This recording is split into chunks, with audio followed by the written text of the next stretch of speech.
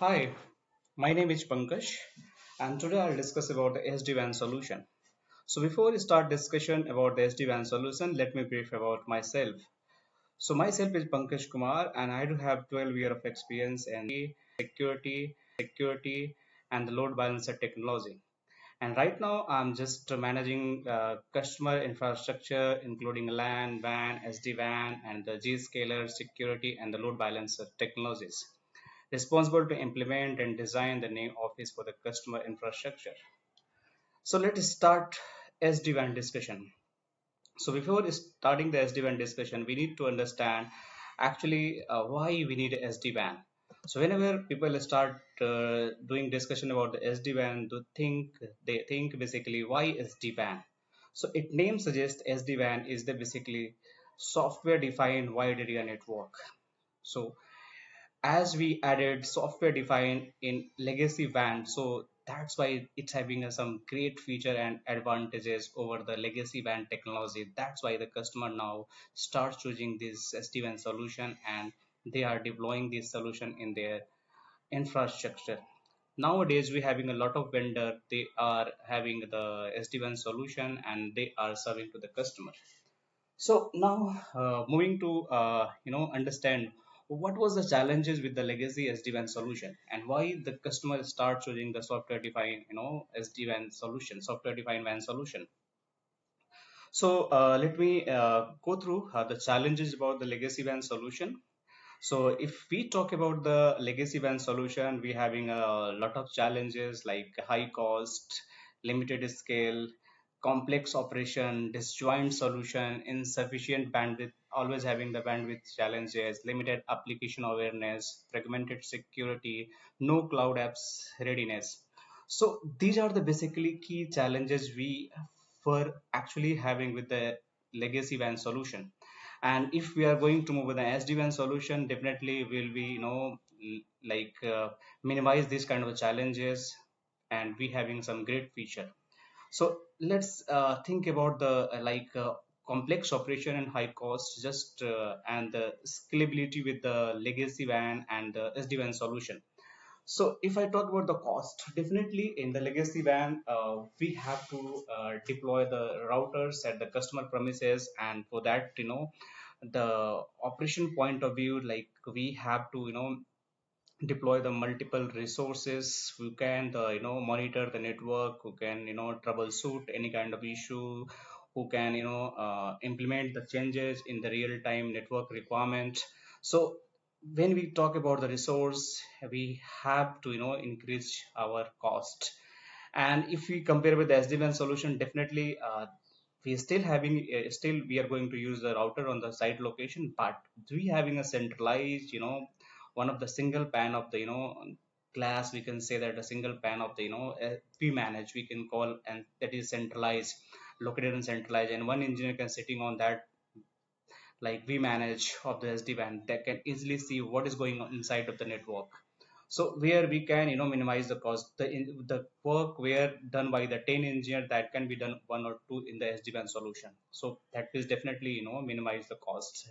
Likewise, if we talk about the complex operations, so suppose we have to deploy some configuration in the network. So what we have to do, like we have to prepare the configuration script, we have to go side by side, and by the manually people can do the configuration changes on the router. But in SD-WAN solution, that can be done via the centralized location, and the engineer can plan the changes in advance, and that they can deploy by single click. But in the legacy WAN solution, the engineer cannot do by the centrally location. If again they are going to do some changes, some there is a provision we can do some changes via the central location, but we require third party tool. And again we have required the skill to manage the third party tool, and it will add a cost. So these are basically the complex operation and the limitation with the legacy WAN solution. Like the scalability is the very low if I compare with the SD-WAN solution. Later we'll understand about that. No cloud app readiness, that we can understand later what that mean. The cloud uh, readiness and the fragmented security, limited application awareness, and the bandwidth, that is the key parameter. We basically not utilize that bandwidth, whatever we having a legacy band technology over the our site. Suppose we having a two circuit deployed on the MPLS primary and secondary. So in a real time scenario, I have seen that many customers are utilizing one link only and the another link is sitting on the idle, or we are just doing some sort of the load balancing technology, using the load balancing technology, and we are just utilizing the some bandwidth of the secondary and primary as well, but not fully we are utilizing that. Disjoint solution, that is a key challenge we'll discuss about more in future. So now these are the challenges, and now moving to the SD-WAN solution, and we can understand why actually SD-WAN solution is required and what are the great advantages we have with the SD-WAN solution. So here we can see that there is the different we having a spec like a transport independent fabric, service delivery platform, application policies. So if we talk about the transport independent fabric, so what that means? So transport, that is a very key criteria that SD-WAN having the great advantage, like transport independent. So what that means, transport independent? Like we, it can work on the broadband. Broadband is a type of one of transport. It can work on the MPLS. It can work on the cellular. It can work on the 4G and the internet kind of circuit. So any kind of circuit we have that supported by the SD-WAN. So it's not required either we have to take the MPLS circuit, we have to take a broadband circuit, we have to take a cellular circuit. So if we have a transport, we have if we are having an internet connection, either MPLS or transport, broadband, cellular, that is supported by the our you know SD-WAN fabric. Now there is two key parameter. If you see that, that is the zero touch and the zero trust. So if we talk about the zero touch and zero trust, so what that mean? So zero touch, if we talk about the zero touch, so that mean like if we want to deploy the any new router on the site, that can be basically done by the without doing the any configuration of the box by locally. That we have to simply go on the site, we just have to power on the router and just plug on the WAN cable, and that can be the router will be bringing the uh, customer that start serving, and the WAN connection will be up and working, and that start serving the customer network. So that means the zero touch. I'll discuss about more about what is the zero touch process. Zero trust, so what that means? So zero trust, as name suggests, that cannot be trust to anything. So by default in SD-WAN fabric, everything is denied. We are not going to allow anything by default. Everything will be denied, and if we want to allow something, then we have to define policy explicitly that the particular service or particular application should be, or source and destination can be allowed. So this is the zero touch and zero trust. So now moving to the next, that is a services delivery platform. So that services delivery platform, we can see that the security, routing, segmentation, QoS, multicast, insertion, and the survivability. So if we talk about survivability and service insertion, so service insertion basically it support the multiple kind of service. Like suppose we having SD fabric, and we have some kind of traffic like other vendor traffic like firewall F5, that can be easily supported by the SD-WAN solution. Survivability, that means that if the control plane goes down, then still we having uh, the SD-WAN solution having a capability to serve the customer network with the help of the our locally VHS devices. So this is survivability that can be achieved by the SD-WAN solution. Multicast, it is supportable, QoS supportable, segmentation that can be supportable, security and routing, that is key feature that can be supported by the SD-WAN solution. And moving to the application policies, these are the application policy that can be handled, and we can discuss more in detail in future as well. The application SLA, traffic engineering, free segment topologies, and secure perimeter, cloud path, and cloud accelerator and transport hub. That can be discussed more in detail when we start learning more about this SD-WAN product. So next, moving to the next, and just I make sure to understand about what I discuss about the zero touch provisioning. So let me explain before going to very deep in the SD-WAN solution in the next slide. So let me explain about zero touch provisioning, how basically it is, helping to the network and the customer. So before going to zero touch provisioning, let me brief me something about their control plane data plane devices that basically used by the SD-WAN solution. So there is the various kind of the plane we can define in the SD-WAN solution, and every plane having a different role. So if you see that there is a control plane, management plane, and orchestration plane, management plane, control plane, and data plane. So as name suggests, data plane is actually a router sitting on the customer location and serving the customer LAN and WAN infrastructure, and they are connecting where the WAN, either the internet or the MPLS or the 4G internet or any kind of the other transport, that's totally transport independent, what we discussed in the last slide. So these are data plane where the switch will be connected inside of the office LAN, and then further actual the processing will be happen for the process the customer LAN traffic to going out over the WAN. Then it's come to the control plane. So control plane we having a devices deploy in the virtual environment in the cloud, Azure, Microsoft Azure, and ESXi base, or we can like Google Cloud and AWS, that can be hosted in anywhere. And this basically control plane is the nothing that is a V is smart, we can say that, and these are actually the controller who can actually manipulate the routing policy for the entire SD-WAN fabric. Now moving to the management plane. So that is a key important what I discussed in the very first. We having a single plane of glass that is we call the vManage.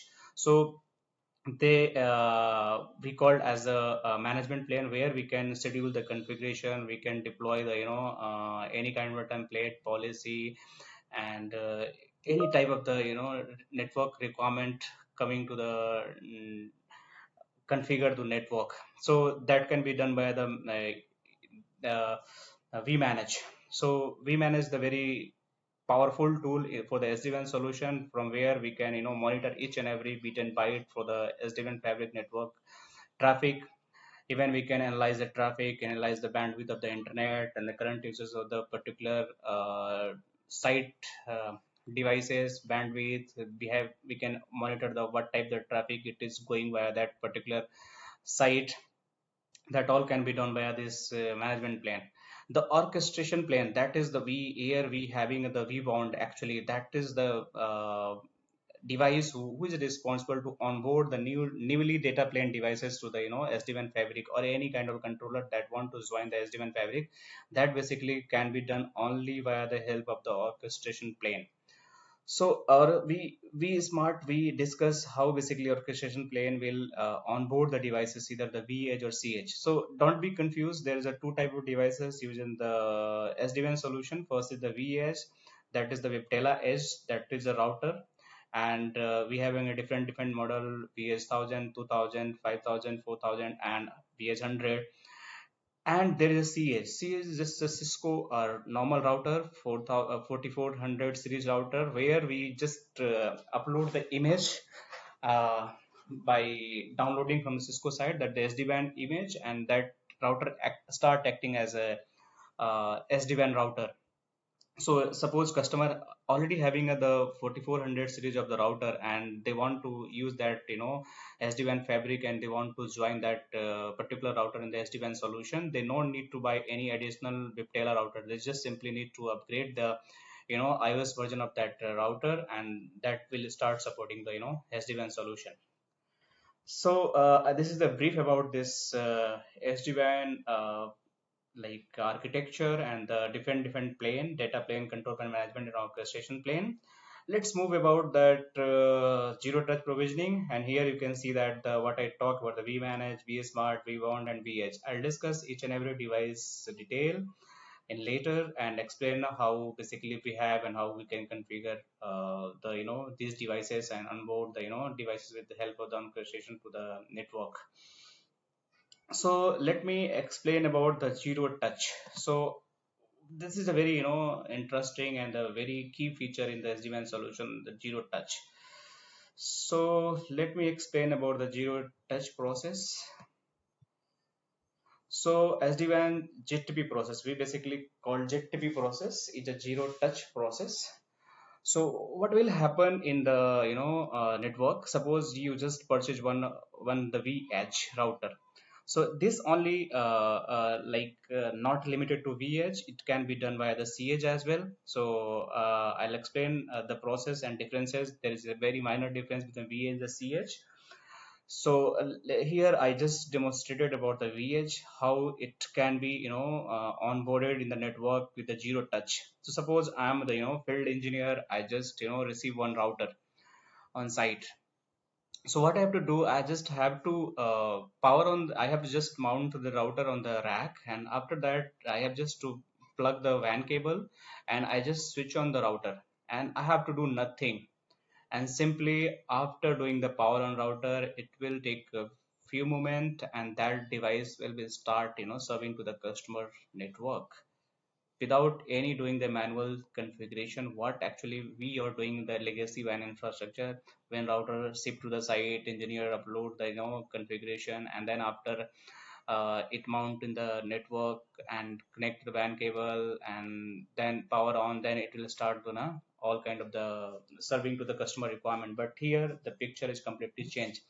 So here if you can see the step, there is a total 11 step for this onboarding process. So as you can see that here some interfaces for the live perspective there is defined, but the actual process here you can understand how basically zero touch work and how it uh, registered with the our SD-WAN fabric. So first step, when the site uh, once the field engineer reach on the site, they switch on the box after connecting the WAN cable and the uh, power cable. So once this switch on, the first step will be switch on, then it will go to second step. So simply in second step, the first it will reach to a DHCP server.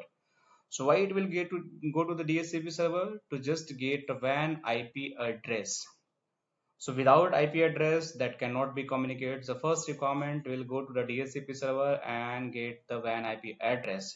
Then the third step it will go to DNS. Why it will go to the DNS? Let me show you. So every box, Viptela box, come with some pre-configured kind of the configuration. If you see that every VPN 0, that is the transport VPN we call. I'll discuss about more about what are the VPN 0, 1 and other. There is some range 0 to 512. So I'll discuss about that all VPN, which VPN used for the which purpose. So just you understand, VPN 0 is the transport VPN. So here what is going by default, there is a pre-built configuration IP DHCP client. If this command is not there, then we can't achieve the zero touch provisioning. So that is pre-built configuration available on the every new box. And there is another configuration that is very important. If you see that that is the uh, vbond jtp so that is also very important. If you see that we want jtp.webdella.com, that two configuration should be available always in the box. Without these two configuration, we basically can't do GTP process, or we can't do we can't onboard the new box in the SD-WAN fabric. So next, again moving to the back slide. So here it will reach to DHCP by the help of the DHCP client configuration on the interface of the transport VPN 0. Then once it will reach to DHCP client and it will get IP, then again it will go to the DNS.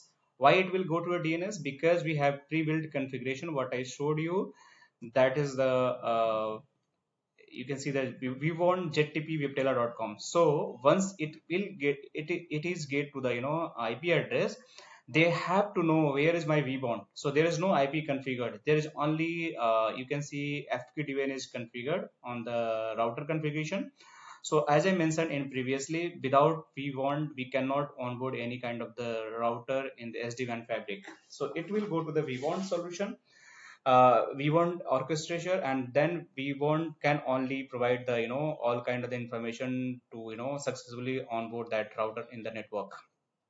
So here Then after it is go to a DNS will tell the vBond IP address, then it will go to the ZTP server. So basically ZTP server, and you can understand vBond is the same orchestration domain.